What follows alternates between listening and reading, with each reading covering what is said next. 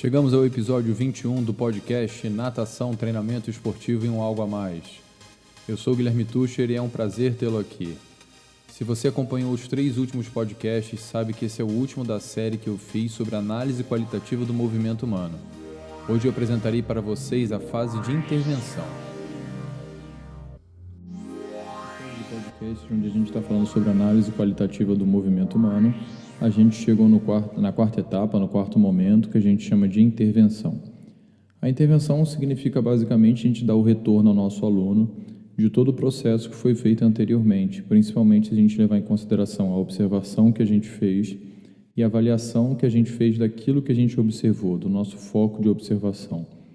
É nesse momento, então, que nós daremos o feedback ao aluno, daremos essa resposta para que ele possa melhorar o movimento que ele faz, para que a gente possa propor exercícios de correção que visem uma modificação no ambiente, no equipamento que ele utiliza, da maneira que ele nada, visando principalmente solucionar esse problema da aprendizagem.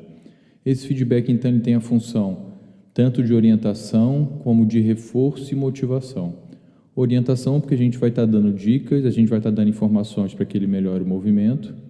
Se o nosso aluno fizer um movimento dentro daquela faixa que a gente considera que é correta, a gente vai estar dando um reforço positivo. Por outro lado, se ele fizer um movimento distante daquilo que a gente considera que é correto, a gente vai estar dando reforço negativo, para que ele não volte a fazer aquilo. O feedback ele pode ser intrínseco, ele acontece a partir das próprias percepções do nadador, e ele pode ser extrínseco ou ampliado, que é a participação do professor.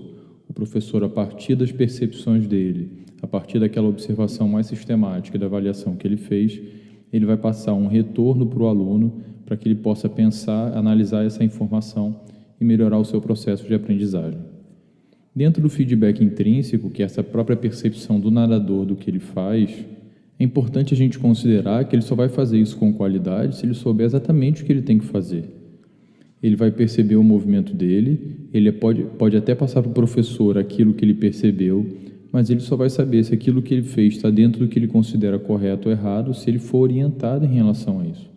Então aqui vale a pena a gente destacar a importância do nível de conhecimento conceitual. O treinador, o professor, ao longo do processo de aprendizagem, tem que estar capacitando esse nadador para que ele compreenda, para que ele entenda aquilo que ele faz e durante a própria execução e depois, quando ele estiver pensando sobre o que ele fez, ele possa se corrigir a partir das suas próprias percepções. Em termos de classificação do feedback, existe o feedback de conhecimento do resultado e o feedback relacionado ao conhecimento de desempenho. O conhecimento de resultado refere-se no retorno ao aluno da consequência daquele movimento que ele realizou. Geralmente, ele é mais perceptível para o aluno porque ele conhece uma meta que ele deveria alcançar e ele consegue perceber talvez mais claramente se ele fez aquilo ou não. É lógico que isso não é tão claro para todos os movimentos relacionados ao ensino da natação. Mas, por exemplo, se você pede que ele faça uma saída de bloco e faça 3 ou 4 ondulações e que ele alcance 12 metros. Quando ele sair da piscina depois da primeira braçada, quando ele sair do fundo, ele vai conseguir perceber se ele alcançou aquela distância que você estipulou para ele ou não. Por outro lado, se você pede que ele faça um movimento e que ele produza força o tempo inteiro para frente, que ele acelere a braçada no final da braçada, pode ser que isso não fique tão claramente para ele, porque ele não consegue se observar. Por outro lado, o conhecimento de desempenho, o conhecimento de performance, é o retorno que o aluno recebe em relação ao movimento que ele fez. Então, ele é muito mais qualitativo e ele não avalia o resultado do movimento, ele avalia o desempenho por si só. E aqui, mais uma vez, a gente destaca a importância do professor.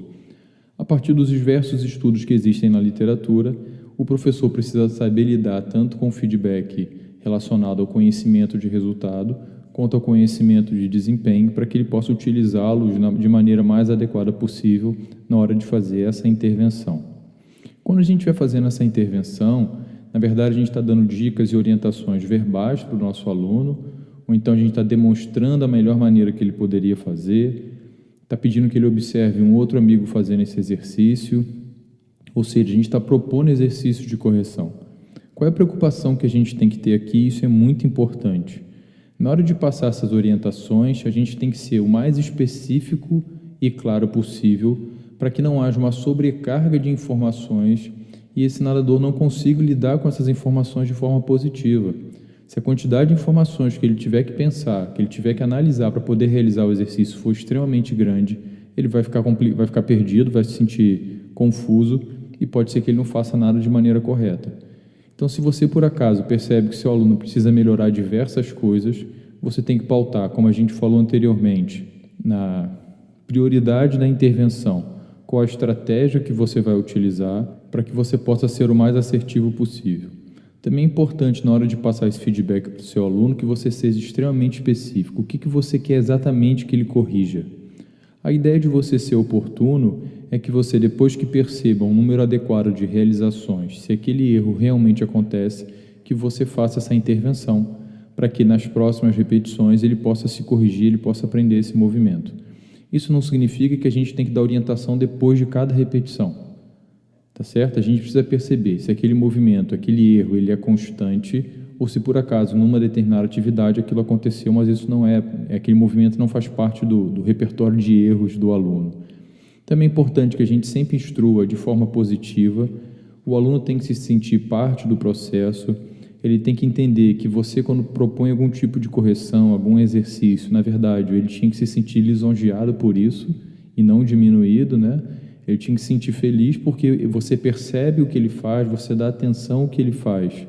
E você, então, em função disso, ele pode melhorar a qualidade do seu movimento.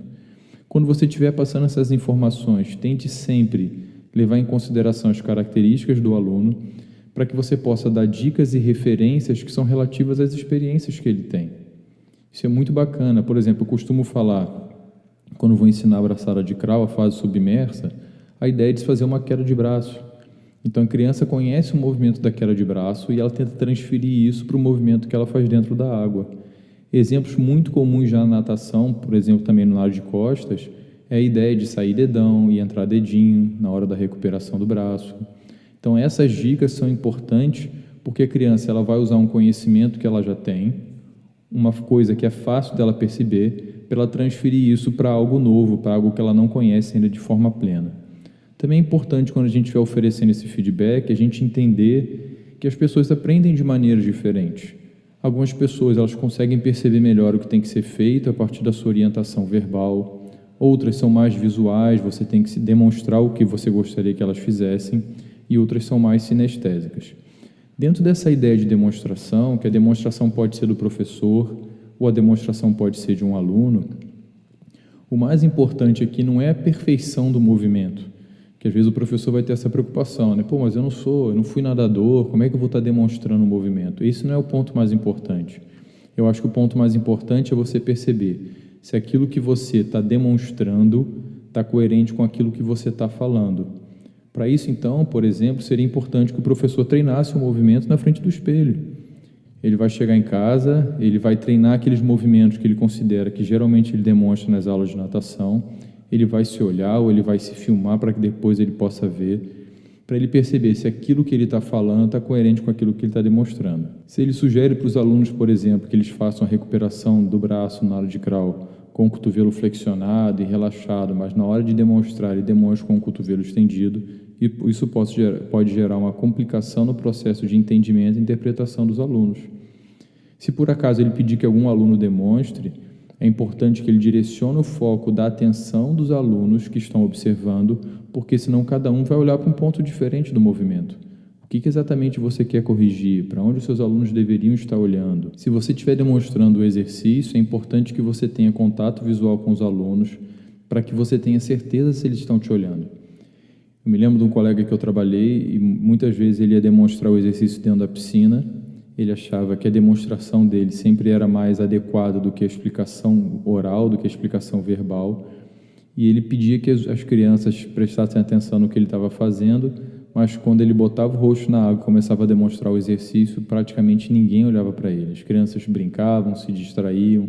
Aí quando ele levantava a cabeça para perguntar se as crianças tinham entendido, todas elas se faziam de santinhas e olhavam para ele como se tivessem prestado atenção em tudo. Então, a gente tem que ter essa preocupação, senão a gente, na verdade, está perdendo tempo e a gente precisa utilizar técnicas diferentes para que as crianças aprendam.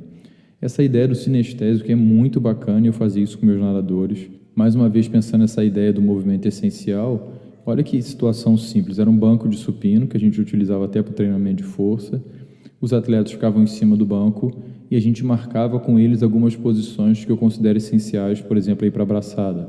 Então, na imagem de cima, a gente tem um movimento que eu considero, um momento, na verdade, que eu considero muito importante para o nado de costas, que seria o meio da braçada. Perceba que não é necessário que o atleta esteja exatamente na posição que ele vai estar dentro da água. Eu acho que é o Fred que está nessa figura aí de cima, nessa primeira fotografia.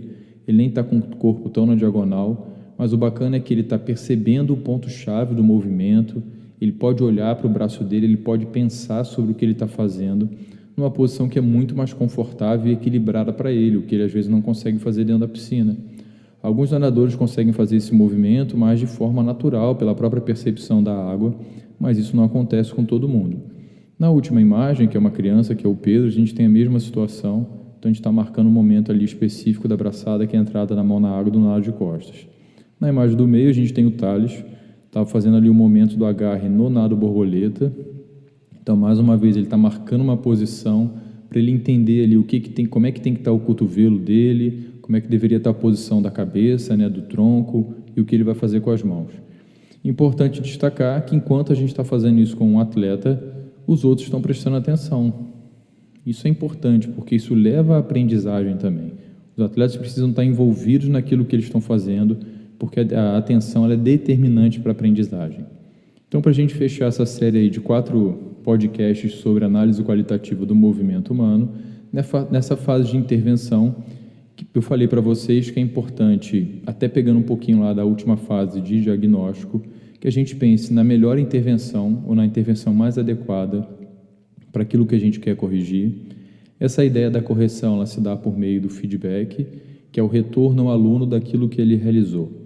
A partir disso, a gente deveria ser o mais simples, mais objetivo e assertivo possível para que o aluno compreenda exatamente aquilo que ele precisa fazer. Se o aluno não prestar atenção, se ele tiver dúvidas sobre o que ele tem que fazer, ele vai continuar com o mesmo erro, e a gente não quer que isso aconteça. É importante a gente lembrar que alguns alunos são mais visuais, outros são mais orais e outros são mais sinestésicos.